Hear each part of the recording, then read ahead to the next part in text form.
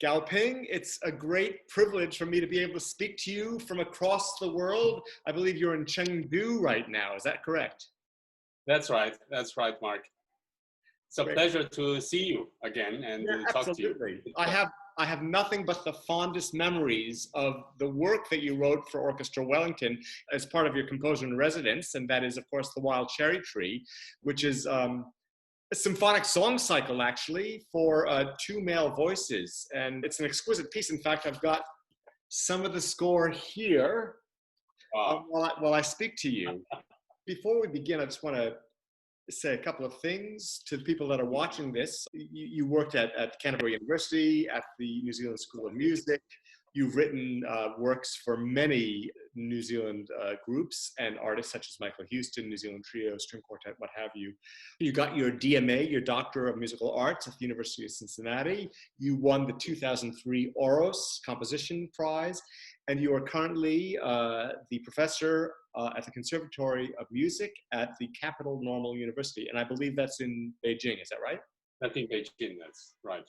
Okay, but you're from Sichuan, is that correct? I'm from Chengdu, yes, I'm a native Chengdu. And I have a great attachment to this city, so I keep coming back here. Do you commute or do you have a flat in Beijing as well? I have a flat in Beijing. Well, it's a 3 hours flight to commute, so it's a little bit difficult. But when there's a break or something, like summer or winter, I'm usually in Chengdu. The climate here is much more temperate, and it's much more relaxed city. It's you can have a little bit slower life here. I like very much. Yeah, fantastic. When you're working at the university, are you in Beijing for months at a time? Yeah. When I'm working in Beijing, mostly I'm in Beijing. Right. So yeah, but there are always chunks of time in between. Somewhere I could travel a bit, and yeah. So what brought you to New Zealand originally? Well, originally, yes, 2001, I believe. Jack, our dear old Jack Bobby, yes, he organized a little tour for me. We met in Cincinnati when he came to the Conservatory of Music as a guest composer, and I played his music there, and we became really good friends, instant friends. And he organized a little tour, a little recital tour for me, and I played some New Zealand composers' work and Chinese composers' music, and including my own. And I just fell in love with this country immediately, with the people there, well, I never thought I would go there, of course.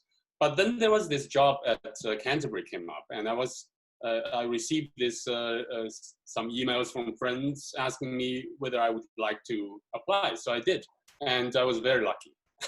So that's how I came, and I spent 8 wonderful years there. Yeah. So yeah, I have such great memories of New Zealand. And you made a great mark on the country as well through your teaching, your virtuosic piano playing, but in my view, most importantly, your compositions. And I'm thinking immediately of this magnificent piano concerto that you wrote, which Michael Houston, our mutual friend and colleague, thinks is a total masterpiece. So when the chance for us at Orchestra Wellington came to be able to feature your music in some way, we were delighted that you presented to us the Wild Cherry Tree. Do you want to speak a little bit about this work and your experiences of the performance? Oh, yes. Mark, I was very, very excited and grateful indeed that you invited me to present this work in New Zealand. Because this is a large work, as you know, composers often have works in the desk and collecting dust. And you called the life out of this work, and I was very grateful.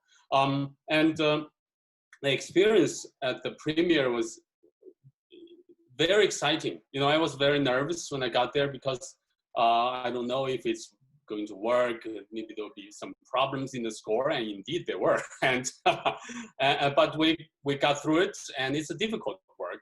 And with the limited time to rehearse, and you did a fabulous job, I have to say, that to organize the whole thing and get all the important points out during such you know, a tight schedule. And the performance was fine, you know, and I still listen to it sometimes. Right. So I was very happy to hear this. One of the aspects of the work that I love is the fact that it's a song cycle for two men, but one of the singers is actually a countertenor, and we were indeed fortunate. And that this is a singer that I've come across in the past, but Zhao Ma, I think he's China's first professional countertenor. Correct, he is. And his voice is so exquisite. It's unearthly how beautiful his voice is. And for me to hear him singing, not only the timbre of his work, but also the way that he was able to interpret quite challenging contemporary music was absolutely magnificent to me. Absolutely. So that, for me, that was great. And, you know, Roger Wilson got roped in. He did an excellent job having to sing in Mandarin. It was very challenging for the man. He put a lot of work into this piece. You know, I went during the rehearsals before the final performance. I went to his house nearly every afternoon to work 2 hours with him. You know, he was really at it, and finally got through it really well. And you know, I appreciated his effort very, very much. Yeah, it's well, look, it's the nature of learning contemporary music. It takes lots of work, and sometimes there are challenges that come out that you're expecting. Other times there are other challenges that one might not be expecting. One thing that I will say is that reading the score and then rehearsing it, one of the aspects that I loved about your work was just how immaculate your orchestration was. And you know, I'm just sort of looking at the score right now, and it's its lines. Yeah, really, really beautiful diaphanous textures. It's really, really great. Now, one aspect of this work that I think needs to be brought up was that, and this goes to the idea of patronage and how important it is to have people that believe in the art form supporting us. And I believe the original person who commissioned this work was Jack C. Richards.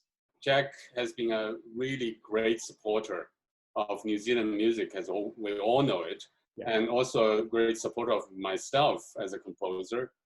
You mentioned the piano concerto. In fact, that also was commissioned by Jack, and a number of other works, chamber works. He is very generous and continues to be. I hope he is well and lives. Yes. Yeah, you know, he still comes to our concerts. It's wonderful when he's in town. Yes, you know, he also, you know, during my time in Wellington for this premiere, he also let me stay at his apartment. You know, he's away, and it's fabulous. Yes. Wonderfully generous man. One of the aspects of Jack that I really appreciate is the fact that he is a connoisseur. He's a connoisseur of art, of music, literature, and he's prepared to support new work. And it's a very rare thing to have a person of means allied with a person of exquisite taste and the ability to choose well in terms of who he may decide to commission. What's next for you at the moment? What are you doing? At the moment, well, this year has been, you know, very different, very special year for everyone. And I would say there were, it's very difficult, I think, for the arts this year. Yeah. So I've been writing a lot, in fact, this year. But for now, I'm writing a duo for piano and pipa, Chinese instruments. Uh-huh. I'm sure you are aware of this kind of lute. This is an idea I had for a while, that to combine a Chinese instrument with piano, which is a very challenging thing to do, and you can easily fail. I've written works like that before, and I thought maybe I have some ways to do this in an interesting enough of a kind of approach that could sustain a series of works. So that's what I'm doing at this moment. Speaking of the pandemic, it has been very, very difficult for us. Theoretically, Orchestra Wellington can still complete our entire 2020 season, but we're continually postponing concerts, and we don't have too many dates left. And all of our concerts are going to be bunched up in the second half of the year as a result. But New Zealand, like China, has done very well with containing. Absolutely. This pandemic has been a disaster for the arts in some respects. And I'm thinking about in America, my colleagues in America, my colleagues in Australia, I'm very, very worried for them at the moment. Yes. And I think it has changed the world, really, the way we live. And perhaps we'll have to get used to this sort of thing. It might last for a while, and God knows what awaits us, in the future. So it's. But one good thing is that we, in a way, it's kind of stopped this world from just running ahead, or maybe I hope, and it pulls back a little bit, maybe to adjust how we want to go further. I hope that maybe it does that. I do too. A chance to reflect, maybe that's where the arts come in. Creators such as you producing art, not necessarily in response to what's happened, but I think what is music, what is art, other than a chance to express one's thoughts, one's feelings, one's aspirations, and absolutely. It's certainly an aspect of your art that I'm totally in awe of. Thank you, Mark. Thank you.